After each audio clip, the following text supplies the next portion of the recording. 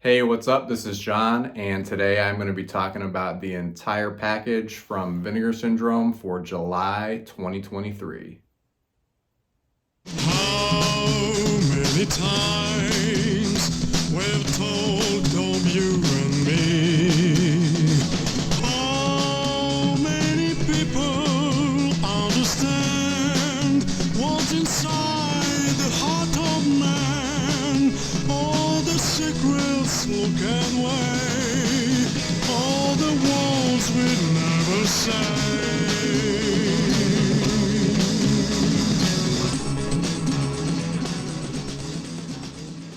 So for this video, I'm just going to look at all 5 of the releases from Vinegar Syndrome in July, and I guess rank them from worst to best, but there really is no worst. I enjoyed everything in this. Had to put them in some order, so let's see what we're looking at here. Coming in at number 5, we've got Terror at Tenkiller.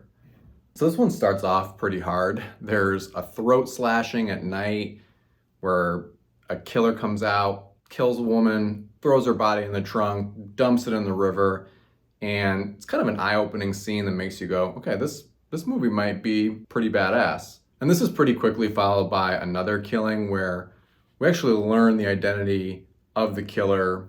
We see them in bright light pretty early on, so there's not really a mystery there. The suspense is more around how is this killer going to get at our main characters. It doesn't take this movie long to become what a person who I follow on Twitter really aptly called an aimless horror hangout movie.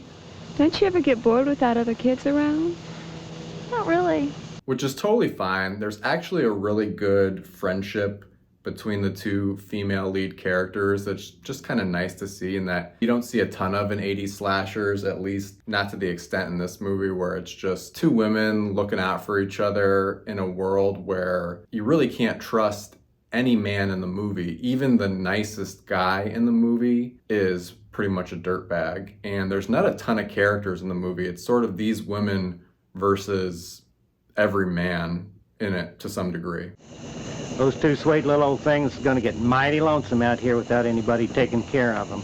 I wish the movie had a few more characters. It's funny, it's like the thing that makes it unique is also the thing that kind of holds it back. And one of the things I learned from the special features was that the director, who I think this is the only horror film he ever made, handed in a product to the producers who gave it back to him saying, this needs a little bit more blood and guts, and just wanted it to be more probably like a Friday the 13th. It's a little funny, but I'm not really scared at all. I didn't go all in on the special features on this, but I did listen to a bit of the commentary. It definitely does, like most Vinegar Syndrome special features, give you an almost immediate greater appreciation for the film. You just hear the day-to-day troubles that they had to go through. It's also just nice to hear the actor who plays the killer just being surprised that anybody wants to talk about this movie. He just kind of can't believe it, and it's really nice to see him get recognition for it.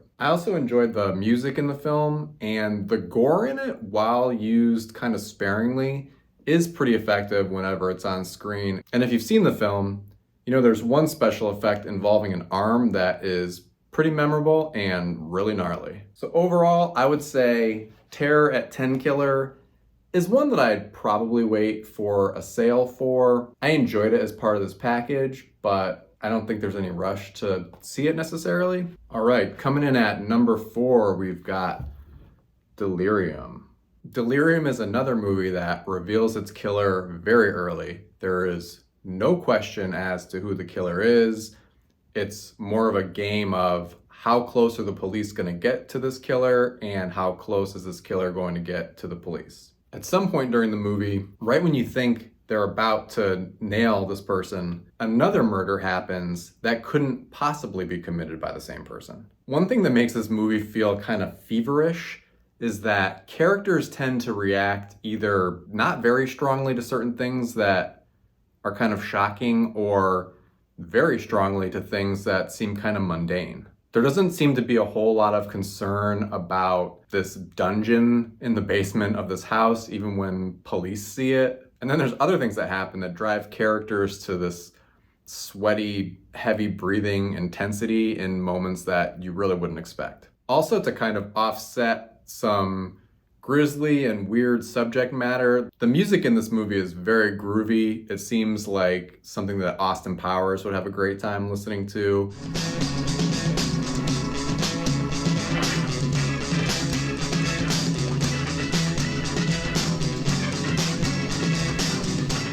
It's something that definitely adds to the feverish intensity of the whole thing. I guess what I'm trying to say is what I like about this movie is it's the sort of thing that just picks you up and takes you for a ride, and whether or not it says something that makes sense to you about humanity or not, it's always something that's just fun to look at, fun to listen to, memorable in its own very, very weird way. Another thing I really dig about the movie is the clothing is extremely stylish. Especially the men's fashion in this movie stands out. There's a couple of shirts that dudes are wearing that are just some really bold style choices. It's just really cool to look at this time capsule of Europe in the 70s. To some degree, I have no idea what the hell happened in this movie in spite of having a pretty good time. I think the only thing to know is that it's probably the sleaziest and grimiest one out of the whole bunch. So if that's not your cup of tea, maybe stay away from it. But if you're into the giallo sets that Vinegar Syndrome has released so far, I would say that this movie is definitely a cut above some of those titles and that it's pretty deserving of this standalone release. All right, coming in at number 3, we've got Gorgo. Out of everything here, obviously this has some super cool packaging. It's got this nice hard box. If you're a fan of this movie already, you're gonna want this release. Look, that's a matter of opinion.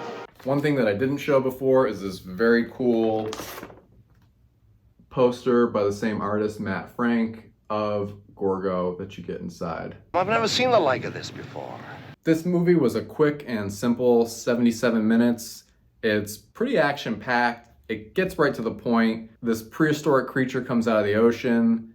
It gets captured. There's sort of like a King Kong style wonder of the world attraction set up for it. And then shortly after that, we find out that Gorgo is the baby monster.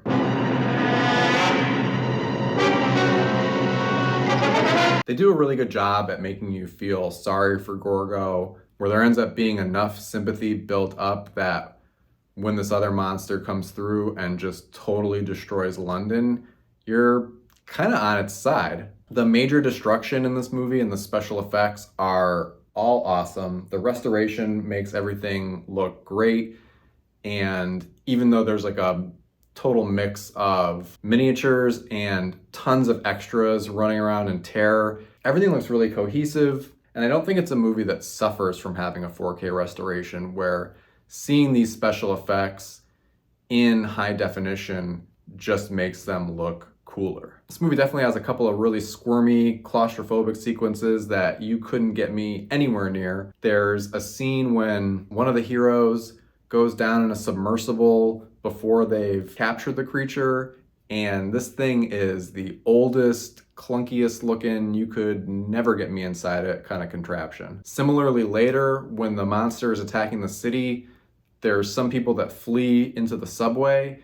To me, that just seems like a kind of situation where that thing caves in and you're in there for life, however long that is. I do really like seeing Vinegar Syndrome take on these bigger titles when they can. I think this movie fits really well in the July package. It's this family-friendly thing that they juxtapose in the package with some really sleazy, weird, more stuff that you're used to from them. I have a good notion to toss you over the side. All right, coming in at number 2, we've got Psycho Girls. Psycho Girls is one that I almost put at number 5, but after a week and a half, it ended up being the one to me that actually felt the most memorable. Those 3 characters that you saw on the cover are definitely something that feels like Rob Zombie took inspiration from when he did House of a Thousand Corpses and The Devil's Rejects. They're very much a sadistic theater troupe, and just the way they talk to people has a very similar feel to some of that Rob Zombie stuff. Yeah, listen, yeah, I also like the fact that the movie is framed with this hard-boiled detective narrative where you've got the lead character smoking a cigarette, typing this whole story out. The movie also does have some great lighting and interesting photography in it, and the set of the asylum that's prominently featured, mostly in the end, a little bit in the beginning, is a great place to film something. I know as somebody who's interested in making a movie, if I saw a place like that was abandoned, I would be like, oh man, we gotta go in there. I guess later that ends up being the building for Police Academy, but at the time of filming this, it really just was an abandoned psychiatric ward. One really standout moment in this movie is there's this very goofy, very sweaty, interestingly cut sex scene. Pick up the pace, boy. Pick Yeah, up the you gonna pace. stay with me? Come on. I don't know. You're a strong girl. You bet your ass, boy. It reminded me of the movie Don't Look Now, where Donald Sutherland and Julie Christie are getting dressed, fondly remembering making love a few minutes before. And I didn't know if I was giving this movie too much credit, but later when watching the commentary, the director ends up saying exactly that. It was totally inspired by that scene. So, don't be so smug, okay? For the most part, I would say that this movie has young filmmaker energy. There's just a lot of running around with the camera, a lot of humor interspersed with the nastier parts, and the whole thing kind of reminded me of like a very artsy trauma movie. If I would change anything about this movie, there are a few sequences that I think go on a few minutes too long. There's a dinner scene that sort of feels like it's out of a Woody Allen drama from the 80s. That could probably have lost a minute or two. And some of the stuff that happens leading up to the finale, which is very exciting and I wouldn't cut any of. Also just, I think a little tightening would have helped. Vinegar Syndrome does reincorporate a bunch of gore that was definitely cut from one of the previous home video releases.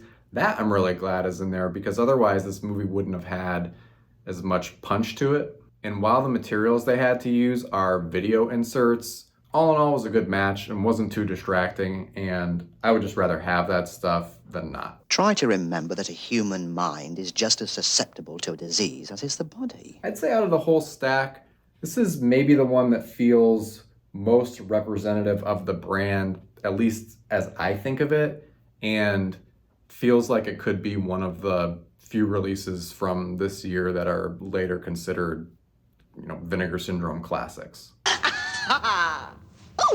So coming in at number 1 for me is the VSA of the month, The Demon Rat. From what I knew about this movie, it seemed like it was already checking a few boxes before I'd even seen it, and that ended up being true. I really like movies that are about toxic waste, mutations, and all that kind of stuff, and I love it when they also throw in some environmental themes. So on one hand, this movie is about a major infestation from this gnarly, very big, kind of silly, mutated rat. But on the other, has a corporate villain who's doing all this stuff to the world and just sets up this really convincing world of the not too far future that's pretty scary. The movie opens with the lead character walking out of her house, throwing a gas mask on, walking into a world that is just filled completely with smoke. And anytime a character enters a building, they kind of watch this red light and wait for it to turn green, and then it's safe to take off your gas mask. But going outside with nothing covering your face is not an option.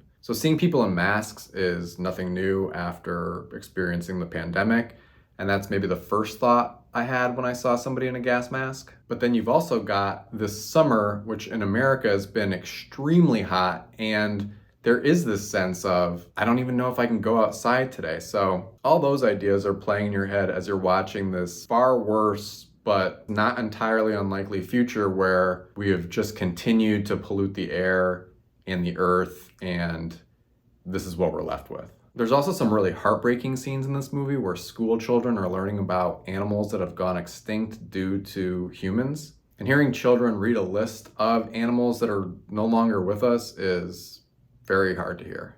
There is a soap opera-y romance in this movie, which is a good thing. I think that the two lead characters in The Demon Rat are maybe the characters in this whole stack of movies that actually care the most about. You see this nasty futuristic world that they live in. They're both teachers. They're both up against this corporation, and you really just want to see them get together and succeed. And then you top all this insanity off with a creature that starts off dog-sized, but then gets big enough that you need an actor to play it. It's insane. The last act of this movie does get a little bit repetitive. They're trapped in a house and they kind of do maybe one too many loops through it. I think in an ideal world, maybe we would have hit up one more location, but really, I think for a low budget movie, this makes the best use of everything it has and is really likable, and for me, just hits the spot. So for me, and this is just totally personal, if I was only gonna grab one movie from Vinegar Syndrome this month, I would go for The Demon Rat. There's only 3,000 copies of this one. I think that they're maybe shrinking down the VSA releases a little bit so they sell out a little faster. But like I say, Psycho Girls, I think, might end up being an essential Vinegar Syndrome release, and Gorgo feels like one that'll probably sell out sooner than later, and it's gonna bring in some people who probably wouldn't normally shop at Vinegar Syndrome. These other two you could probably wait for a sale on. I will always say that subscribing is awesome. It makes me happy every month. Okay. I usually find at least one that I'm really into. And like I say, this month, I like the range of stuff they're putting out, and I'm into the film saving mission. So there you have it. I like these movies. They were all pretty good. Oh, well, thanks. Thank you for watching. Please like this video and subscribe to the channel. I'm gonna have all my social media links down below if you'd like to follow me on any other platforms. I'd also love to hear if this kind of quicker review works for people, rather than like a 10 to 15 minute in-depth thing about just one title. I think I'm out of shape for this job. I'm just trying to have enough time to watch every movie I ever made, but if there's something even in the stack that you're specifically interested in hearing more about, let me know. Maybe we'll make another video. And how much money do you expect to make out of it? I'll answer that question later on. Thanks for watching, and I will see you next time.